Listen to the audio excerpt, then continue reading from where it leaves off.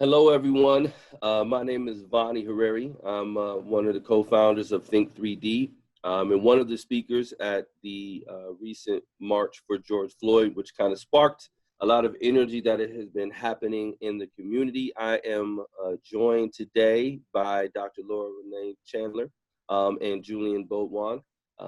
And we were the speakers of this particular event. And one of the things that we wanted to make sure that we did was keep everybody updated on what's happening and what we're pursuing, because this is about forward motion, it's about progress, this is about action, but it's also about community, it's also about having conversations, sometimes within ourselves, sometimes outside of our circles, but we have to keep moving and we have to keep dialoguing with each other to make sure that we can get the most out of it. So we're gonna have a little conversation here, not too long, but we want to catch you up on what's happening. Some other conversations. We haven't been able to talk as much as we wanted to, so we might bounce back and forth on that as well. But that is the general flow of the conversation. And so with that, I will turn it to the good doctor. How have you been and kind of what's happening in your world right now? Thanks. It's been going really well, really well. I'll say that I was just incredibly surprised and heartened by the turnout at the march. You know, I was impressed by just how diverse it was, how young the group of people were that were there. I've been to all of the women's marches here in town, and it was much bigger than all of those. And that's another question. Where were some of y'all at the women's march? But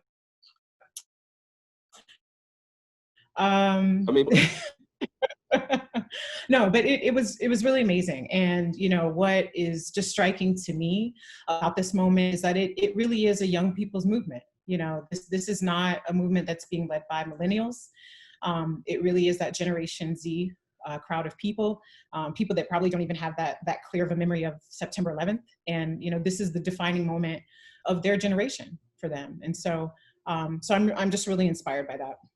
In the time since then, you know, I think the work that is going on, the kinds of conversations that are happening in our community is just really amazing. And so some of the people that I've been able to work with and the things that we're talking about, you know, in terms of moving the sentiments expressed at the march, moving our conversations into action and into policy, and really imagining what kind of community we want to live in. And I think that this is the moment to do it. And that's what I want to see happen. I want us to come out of this reimagining our relationships to one another, reimagining our relationships to people in positions of power, to the police. And so there's just really good things happening and going forward from here. Absolutely. Julian, how have you been? What's going on with you? Yeah, man, it's been it's been crazy to say the least. So it's been busy, number one, but it's also been great.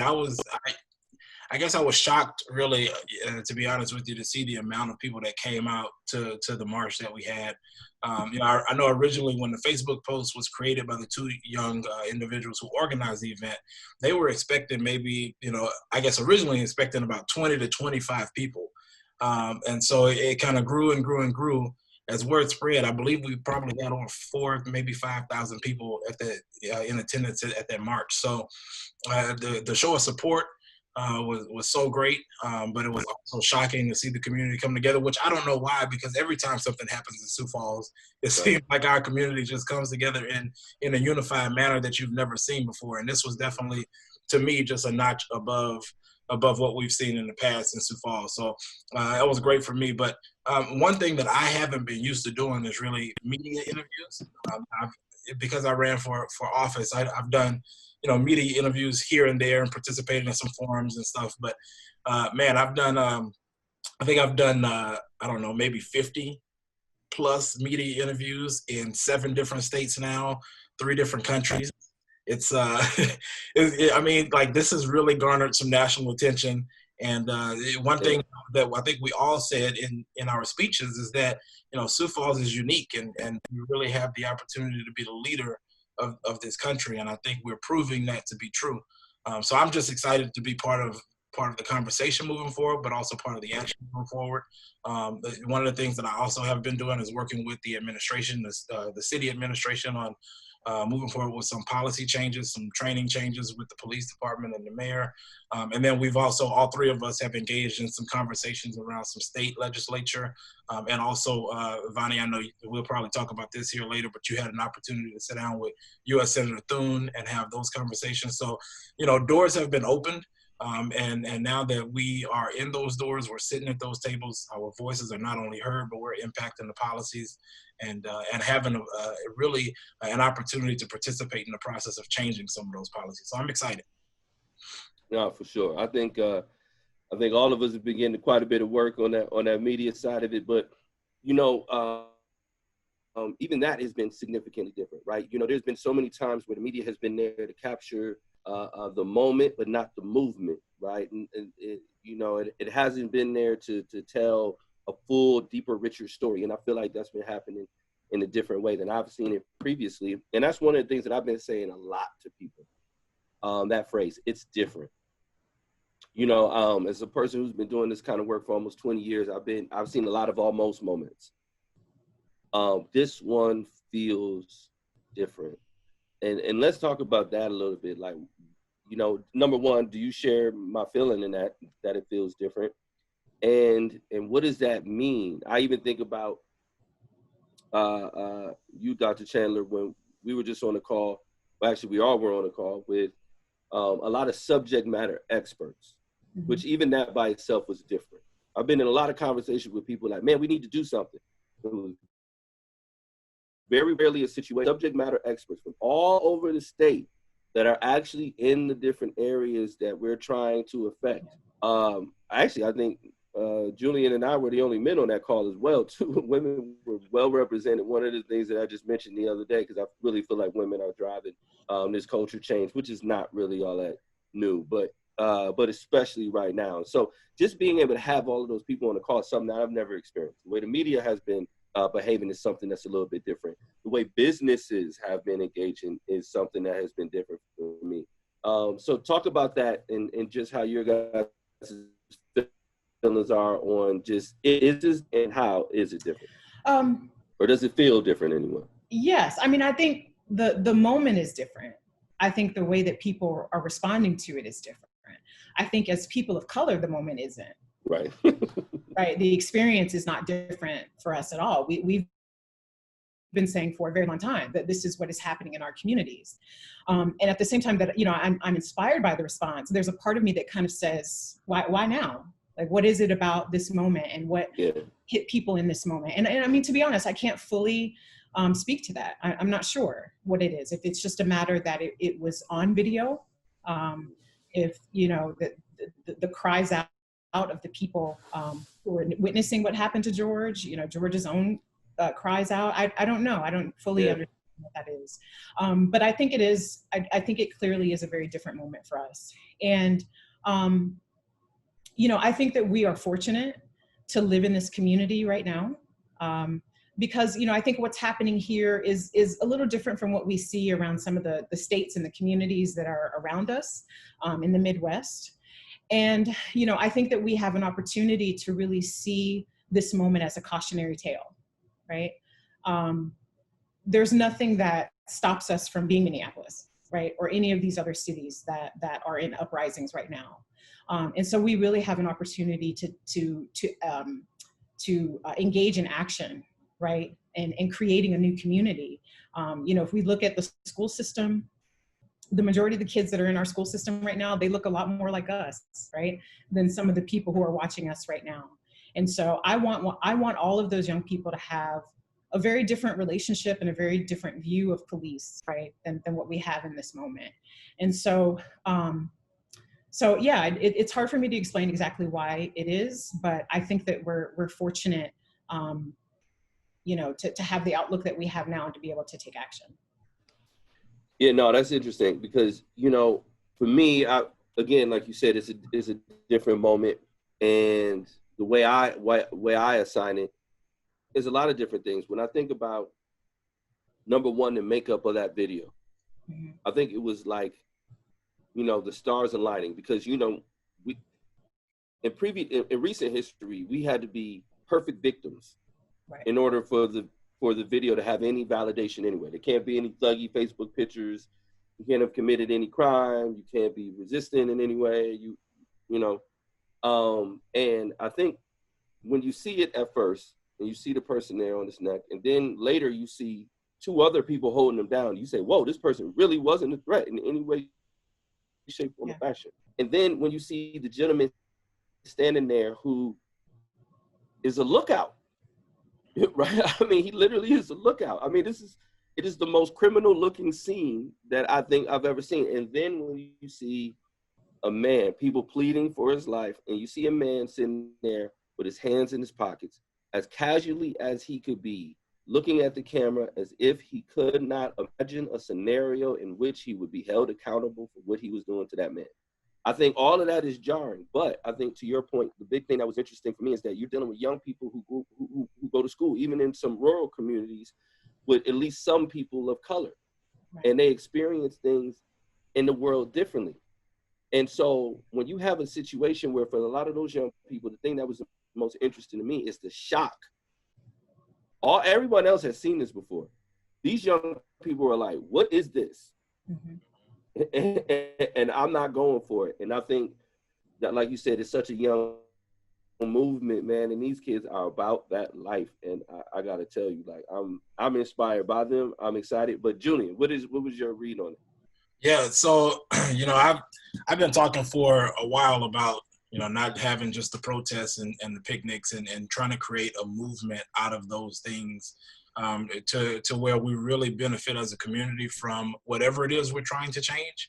But, you know, I don't know, I've probably been talking about that for the last 3 or 4 years. And now, based on that situation, based on these current events, based on the march that we had, I'm starting to see it a little bit differently. I mean, I understand that there is a movement, right? And the movement is necessary, but I'm also understanding that this is a period of more of a reconstruction. Well, this is bigger than a movement, because now it's not just a movement in the United States. We're going through a period across the entire world, right? Across the entire world, where people are reconstructing their police departments, they're reconstructing their policies, they're reconstructing the way their executive rooms look. You know, the board of directors on nonprofit organizations, all of that is reconstructed right now. And so for me, it's even bigger than the movement. We're going through a period in time. This is an era.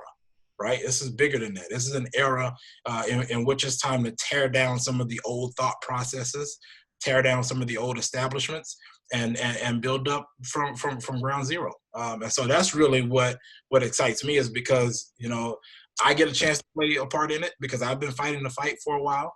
I feel bad for some of the elders who have played a role for, you know, you talked about, Bonnie, you've been playing a role in this for 20 years. I've been in it maybe, you know, 8 to 10 years, but some of our elders who've been fighting a good fight, man, for 60, 70 years and who are no longer with us, or who are not able to fight that good fight anymore. They're not able to really participate in that process of change. They're not really able to have their voice heard. So I do feel bad in a sense that we need to reach back out to that community to really get a sense of their knowledge and get a sense of their experience and their passion, so that we can implement some of these changes, not just for our generation, not just for Generation Z, but, you know, we're talking 20, 30, 50 years down the road as well, being able to benefit from the changes that we're making.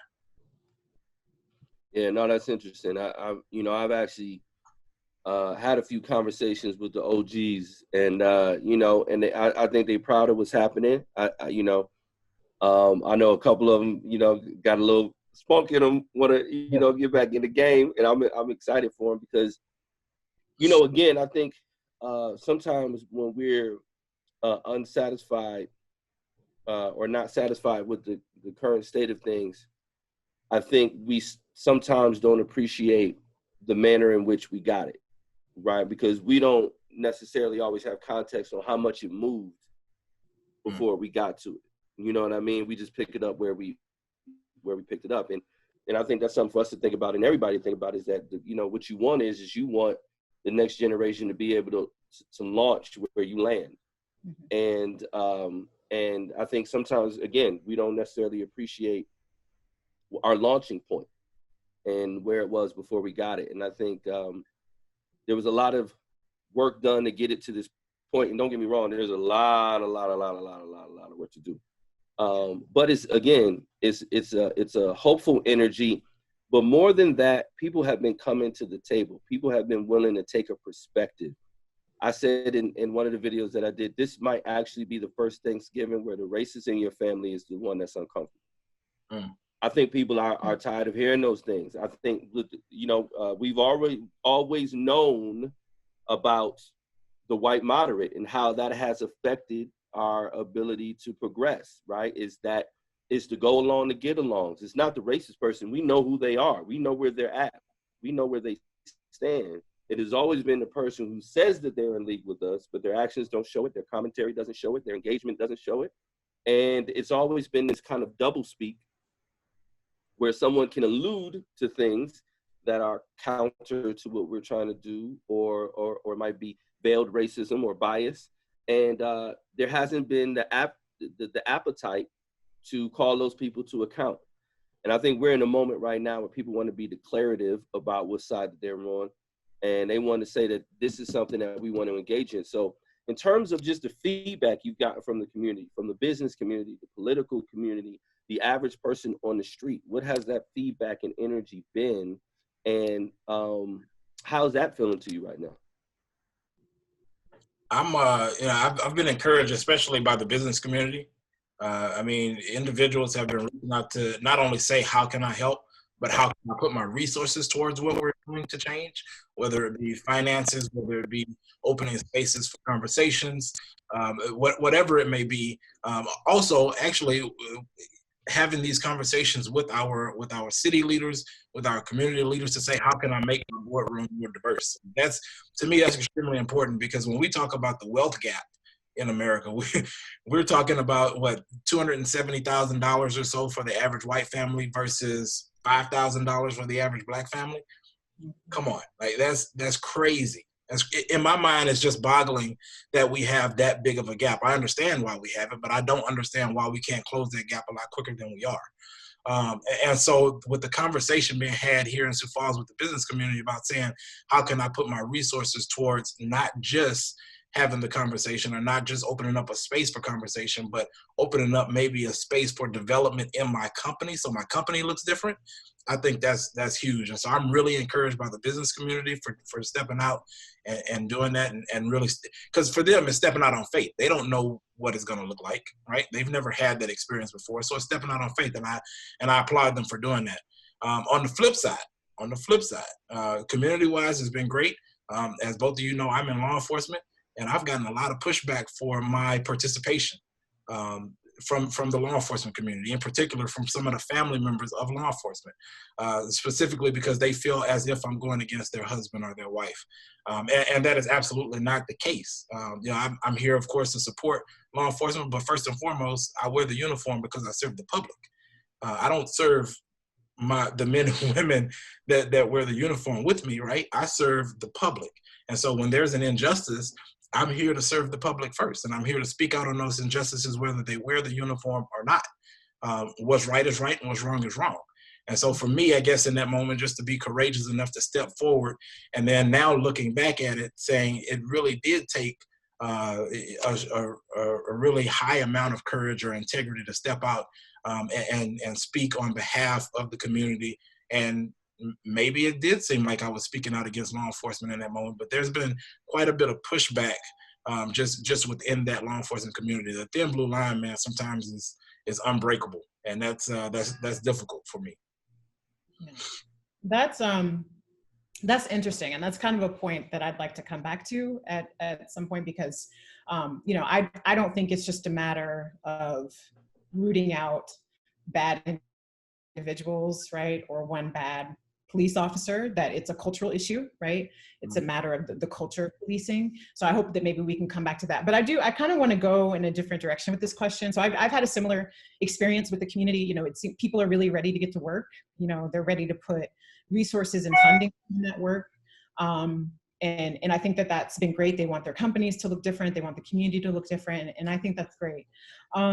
But you mentioned earlier, we are in the early phases of this, right? We're sort of just starting to have some of these conversations. And I think that we're just beginning to sort of pick, what these policy changes are going to be. We're beginning to select that. And, you know, I have questions. I have concerns about, you know, whether that investment and whether that interest is going to remain when we really start to dig down into this, right? When we talk about the culture of policing, when we talk about the chain of command within police departments, when we, you know, talk about the fact that the vulnerability that Black people and people of color experience with law enforcement is connected to our vulnerability in a host of other areas in our lives, right? Whether it's healthcare, whether it's education, it's jobs, it's mass incarceration, right? So when we start talking about all of those other issues, which I intend to talk about, we're not going to just talk about policing, right? We're going to talk about all these other vulnerabilities. You know, I have questions about whether that interest and whether that intention will remain, and what kinds of you know, what kinds of communities and what kind of spaces will we break off to, you know, once we really start digging into the policy. For sure. I think we all know that we're always going to get the most interest in the cosmetic phase of what it is we're dealing with versus the down and dirty, I have to change part. And I think that part is interesting. That goes back to, I will reference back to what I say that I feel it is different. These young people will not work for people who are on this. They will not buy from people who are on this. They don't want to have people work for them that are on it. And that, for me, that economic push of people saying that in the generation that has had the most discretionary income, that has been the most cultured, been the most worldly, had the most access, all of those other type of things, and have the most tools earlier. Meaning there's a 12-year-old with a YouTube channel with 1 million followers that's able to do the same thing that Brokaw was able to do, or one of those type of folks. That's a different thing. And I think they're using those engines in a different way. So I'm super encouraged by that. But to your point, the devil is in the details, right? The devil is in the details. And so once we get into the details of these things, particularly the things that are going to make people uncomfortable, because you cannot dismantle a system that is rooted in racism, has benefited people because of that racism, and not have it get uncomfortable for those very people.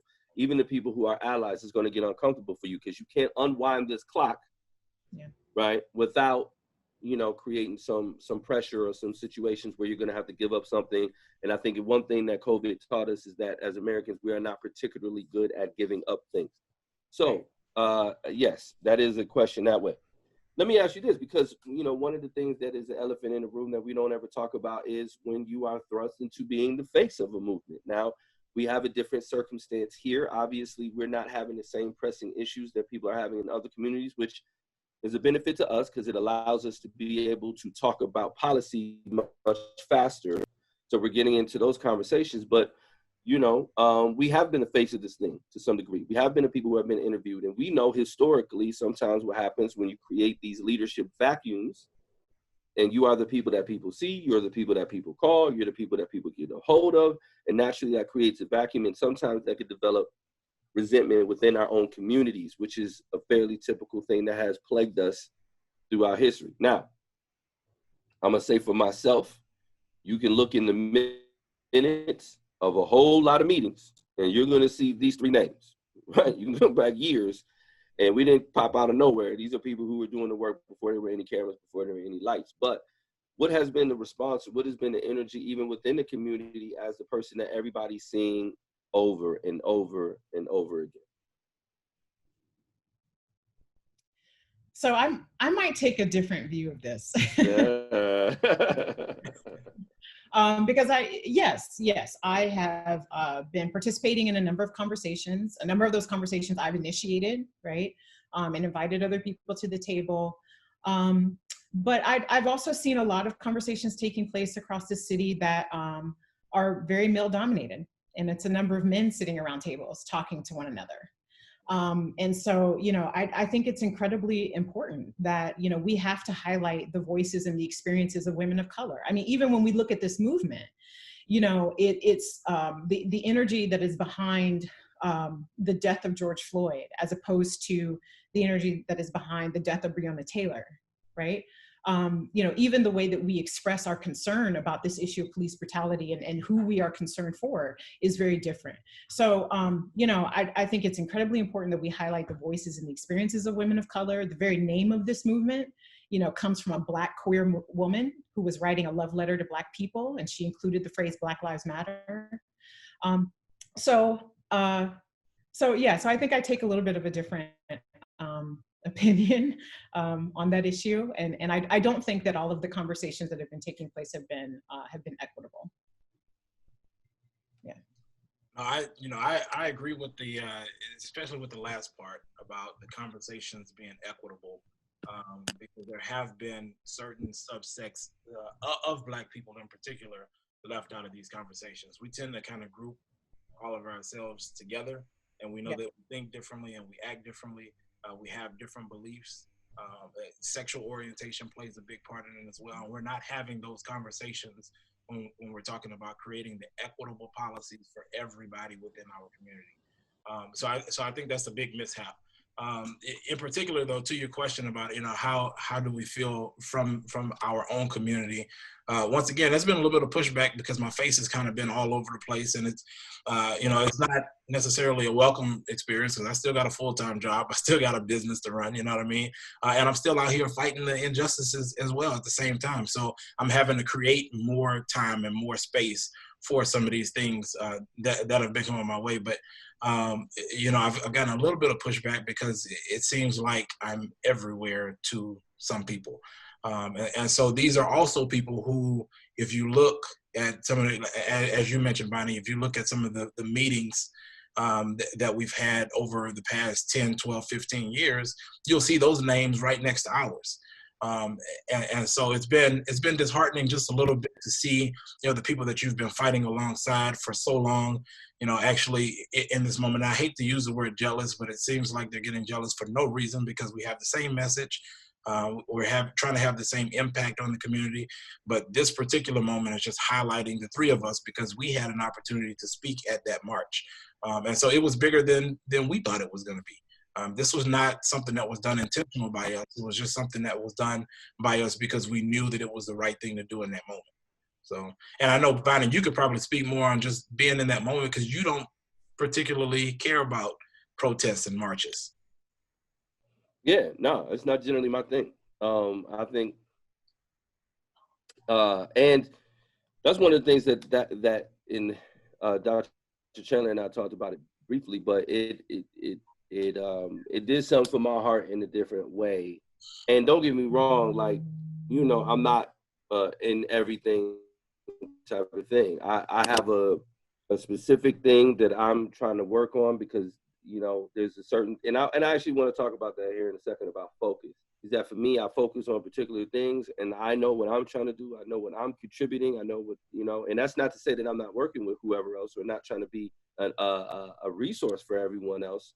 But players come and go, things shift all of the time. And one of the things that we don't have a lot of times in these fights is consistency, is a plan that is being seen through. And so for me, I don't put a lot of stock in symbolism. That just doesn't do a whole lot for me. But what this reminded me to a degree is that it is more than those ways. You have all of those people out there being together. Number one, just how that re-energized me and wanting to do the work that I do, but also having an opportunity to share that message with people and have people be excited, be with each other, share each other's space, have people have a transformative moment. You know, a lot of times we only think about, you know, the I Have a Dream speech from the perspective of Dr. King. And we don't think about that person who was 25, 40,000 people back in the row that had a life-changing experience. It's somebody who was, you know, 500 people back when President Obama was elected.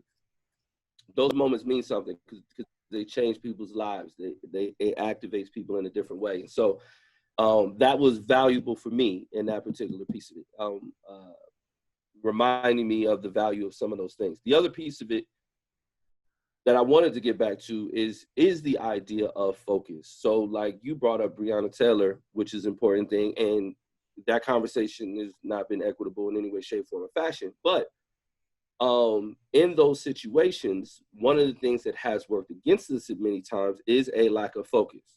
You know, something over here happens, something over there happens, people get distracted, they move. And this has been one of the most consistent.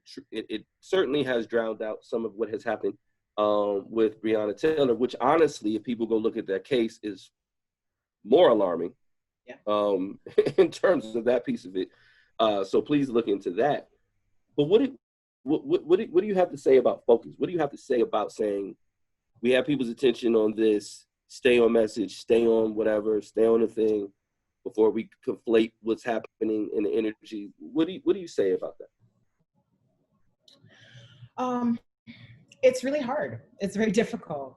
In fact, I was having, this conversation with Tunisia just the other day of how easy it is to feel overwhelmed in this moment because there is so much work to do, right? And you see that and you realize that you're also you're in a position where you're equipped to do something about it.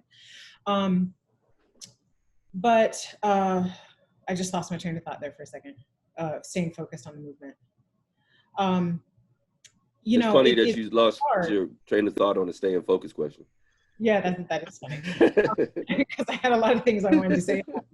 One of the things that's been really challenging is that, I've been in the state of South Dakota for going on 8 years now, right? Like this is the beginning of my 8th year here. And as we've been saying, this is the kind of work that we've been doing for a very long time, right? Like we've been in the community, serving the community in our different fields for a very long time. And so now that this moment has emerged and there are so many people who want to contribute and want to help in so many ways, and we're realizing the things that we need, right? So we probably need a coalition that can engage in some advocacy work, right?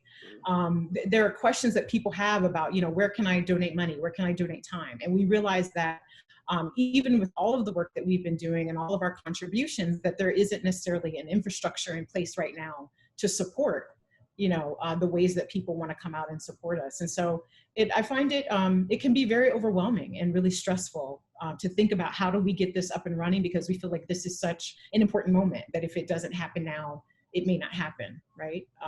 So it's incredibly stressful and incredibly, it's hard to deal with. Yeah, I think for me, my mind and my heart are telling me two different things. My mind has been telling me stay the course, because for so many years you've been working in this area. You've been focused on, on bridging the gap between the community and law enforcement, making law enforcement agencies more diverse, then making sure that there's an understanding so that you can properly serve the community. And so that's what my mind is telling me. Stay the course, because this is what you've been doing for so long. This is what you've been good at. But then my heart is saying, look at everything else that's happening across our city. Look at all these injustices. And like, Dr. Chandler said, we are now equipped. And I feel like for sure I'm more equipped than ever right now because of some of the resources that have been coming in from either organizations or people just throwing their support at us to say, how can we help? I'm more equipped than ever now to go out and actually make change in this community, and that change not be, months down the road. That change can be immediate. People can see it immediately. One of the things that I've been thinking about here recently is that when have we ever seen change this quick? I hate to bring up the president in this because I don't necessarily agree with everything that he said. Actually, I don't agree with hardly anything he says or does. But today he signed an executive order to try to, restructure law enforcement in the United States. I don't necessarily know what that looks like, right? And I'm not going to speak on the executive order that he signed until I know what that looks like. But what I will tell you is that he's not the only one that's actually signing things or signing executive orders to create change. Minneapolis has already created change. I noticed some things. I'm from Louisiana, so I noticed some things down in my hometown. They're creating change within their police department. Sioux Falls Police Department has already implemented some change, and they're working on some more things, along with the city of Sioux Falls, trying to implement some things within the government system just to become more equitable all across the board, and also not just more equitable, but more accountable, to hold these systems that we're putting in place more accountable to the people. We're talking 3 weeks. When have you ever known government to move that fast, right? And so for me, my heart is telling me, you know, get involved in these other things that maybe you haven't been involved with in the past, because now is the time to leverage the opportunity that was created, because change can happen almost immediately if you just get involved. That's, you know, that to me, it just screams action. So right now, for me, I'm following my heart more than I am my mind. I'm still using my mind. I'm still trying to be, you know, strategic in the things that I do, because there's only so much time and space you can really give to a certain project. But I'm following my heart a lot in this moment. So I've learned a lot about myself, and I appreciate that. That's tough, you know. Oh, go ahead. Yeah, I just had a question about that. I guess I feel like when I have just some of the language that I've seen from leadership in the city is that, well, you know, the dynamics of our community is different, right? And so some of the things that we see happening in other places isn't necessarily relevant to this community, right? And sort of saying that before we've even really had a chance to sit down, you know, and look at data, look at the research, look at the experiences of young people in this community, right? Sort of already trying to say, well, we're not going to talk about this, but we can talk about, you know, some other things that are more palatable. So I just, you know, I guess I'm just kind of interested to hear that response, because that's what I feel like I'm hearing from some of our city leadership. And, you know, the other day, the mayor had a Facebook Live video, and I saw him, he mentioned the 8 Can't Wait campaign from Campaign Zero.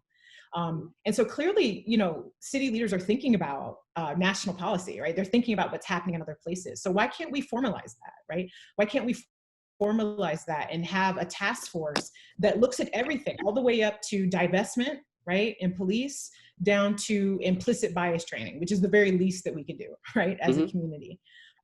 You know, so I guess I would like to see more. There may be some areas where we're making change, or at least speaking to that change, but I would really like to see us formalize that process. Yeah, no. I first of all, I think you're right, and I think if people are listening, I think you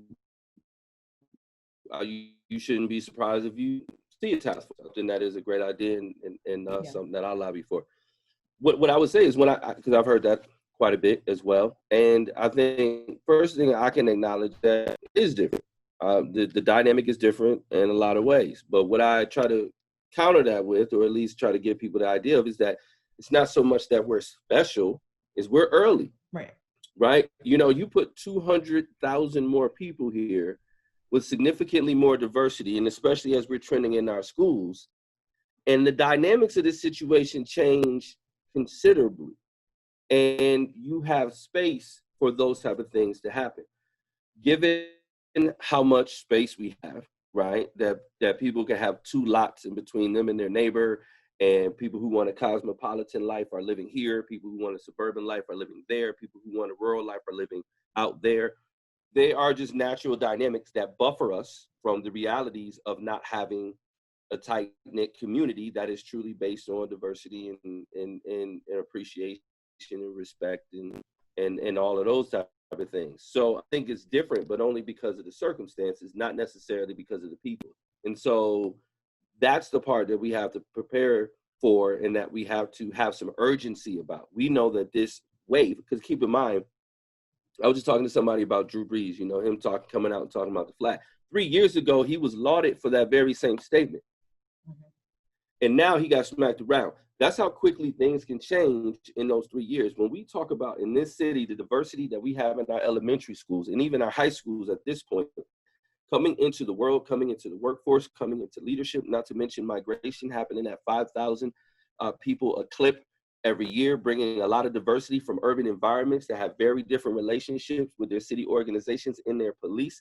The dynamics in the next 10 years of this community will change drastically. And so if we don't approach this with some level of urgency, we can and will be one of those communities that are having these type of issues. And so I hope everybody's listening to what you were saying there in terms of some of those ideas to that point, so we can land this plane, because we don't want to turn this into a thing, because we know we can get going, all of us together. So let's try to tell people a little bit about some of the specifics that you were having conversations about. What are some of the things that you are looking to have happen? And let's spend the next couple minutes talking about that before we shut it down. Yeah, so one of the things that I've been doing, actually, I kind of mentioned this earlier too, is I've been speaking with city government, city officials. In particular, I've been having several conversations with the mayor of Sioux Falls. And so one of the things that we talked about was how to really incorporate a commission within our city. And we have the Human Relations Commission, which, you know, can only go so far as maybe presenting a resolution to city government or city council. But a resolution is not ordinance, a resolution is not policy, it's not law. It really has no teeth in it. So we are talking about how to create some type of diversity and inclusion commission to where they don't propose resolution, they propose ordinance, they propose law. And so these things are equitable, but that particular commission is held accountable by one or two paid people within city government, and they have to be a reflection directly of the community. We're not talking somebody coming in to learn the community. We're talking some people that's coming in that already know the community because they've been a part of the community. They have those experiences, and at the same time, they understand the legal aspect of maybe some of the justifications that'll be made from the commission. So that's one thing that we've been talking about. I'm sorry, Vonnie, I gotta do it, but I want to go back just for just a minute on one of the things that Dr. Chandler said too, because she was talking about some of the language that was being used. And for me, my grandmother used to always say, you know, boy, actions speak louder than words. You can say what you want to say, but what are you doing? And so the conversations that are being had behind closed doors are very important to me. But what I see our mayor doing right now is he's actually consulting with human resources to figure out how we create those positions. Where's the money going to come from? He's figuring out the funding to actually create those positions and to implement that particular commission, because that's important for our community, and that's something that can be done immediately. The other thing that he did, and he actually posted this publicly, which I really appreciate. Him and I had a conversation on a book, and he posted this book on Instagram. I'm gonna pull I don't know if you guys know Dr. Greg Carr, but I'm gonna pull a Dr. Greg Carr from my book library right now. I'm gonna hold up this book. So the mayor actually picked this book up and started reading it. I'm in my second go around and reading it because it's so much information that I just couldn't digest the first time. But for him to pick up The Color of Law, to understand not just the Black community, but not just where we are now, but how we got to the moment we are now, the reasons, the systems that put us in place where we are now, and how we can not just restructure those systems, but demolish those systems and rebuild them so our policies and our systems are equitable for all. To me, that action speaks louder than anything, any language that can come out of city government. Now, do we have to clean up that language? Absolutely, because most people look at language and they don't look at just action. But I look at the action as well. And so for me, that's extremely important. Well, I would say to that, and I'll give you the last word, Dr. Chandler, but what I would say to that as well is I had an opportunity to speak with Senator Thune about some things and just talk about the dialogue. One of the things that I want to talk about was true justice reform, in which I challenged him with the question, what part of the justice system do you think works? Right? I've talked to judges, I've talked to prosecutors, I've talked to defense attorneys, I've talked to COs, I've talked to police, I've talked to people in reentry, I've talked to people in addiction and everything, and no one is satisfied with the way that this system works. The numbers that we get from it, the recidivism, the cost, especially when you put it in comparison to what it takes to educate our young people, all of those things are so incredibly out of whack. Right now, even the young people who were involved, what happened the night of our march at the mall, what are we doing with those young people? Are we just throwing them to the wolves? Everybody's fixated on punishment. Punishment is about revenge. That's what it's about. It doesn't necessarily change the behavior. And if it does change the behavior, it still doesn't create a situation where you're not developing resentment in that person. So how do we shift the consequences? And consequences are not about hurting someone. Consequences are about changing someone, bettering someone, and what works best. And so we had an opportunity to talk about those things. He's committed to hopping on some of our calls with our subject matter experts, because we got people out there who are really dealing with the work, who are talking about policy, and we would love to have him engage in that part of the conversation. So I look forward to that. And then again, you do see the conversation changes, and we're going to float in between this place of people trying to catch a wave and people who are really going through through a change. One of the things that I'm at with it is trust but verify, right? It's I never want to accept being cynical. That I feel like there's no benefit to that. And I never want to accept that as a strategy, because when this is all said and done, we got a lot of things to fix. We got a lot of things to rebuild. But the things that are most difficult to repair, that are most difficult to fix, is our hearts. And so if people get to the point where they're closed off to that, we have to ask ourselves, what happens after? You know, what happens after? What does the world look like afterwards? And so for me, it's about trust but verify. It's about dealing with people with accountability and understanding that accountability is not an attack. It is an active citizenry doing their role in this government and making it being done. And I think we can do that in a way that puts pressure where it needs to be applied, creates relationships wherever possible, and develops a level of independence where we don't always have to lobby to someone to give us stuff we were owed at birth. And so those are where I'm at with it in terms of the conversations. I think a lot of good things are happening. I'm really excited about what's happening with these businesses, because we know in a community like this, business drives much of what happens in this community. And I think there's a lot of people who are willing to change right now, whether it be because they see the tide turning or whether it because it's genuine. I don't really care either way, as long as they change. So that's where I'm at with it, and some of the things that have happened. Dr. Chandler, the last word is to you. So where I am is there's nothing off the table at this point. Like, I don't think there should be anything off the table, because if we don't consider all of the possibilities that are available to us right now, when are we going to have an opportunity to address these things later on, right? Like, that opportunity is probably going to pass us. And I also think that we can't, I don't necessarily as a community want to make decisions based on where we are right now, right? So the uniqueness of Sioux Falls and South Dakota right now, we need to make our decisions based on where we want to be as a state and as a city. And, you know, if we see cities around us and we see states talking about divestment, right? And we see them talking about decarceration, and we don't act on that, or we don't at least consider how that would look here, then what is that going to mean for us down the road, right? People, if we want more people who look like us, is an issue that we haven't. I feel that for me, you know, I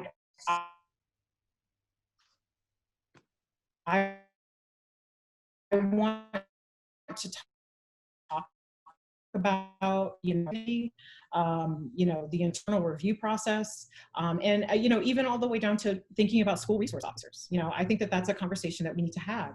I was watching the Rotary conversation the other day with the outgoing superintendent, and you know, one of the things that he was saying is that, you know, he doesn't think that we should reconsider the placement of school resource officers, because, you know, it's such an important part of creating a positive experience for young people with law enforcement. But what difference does that make if when they leave school, they go home and they watch on television, computers killing people all over the country? It doesn't make any difference. That's going to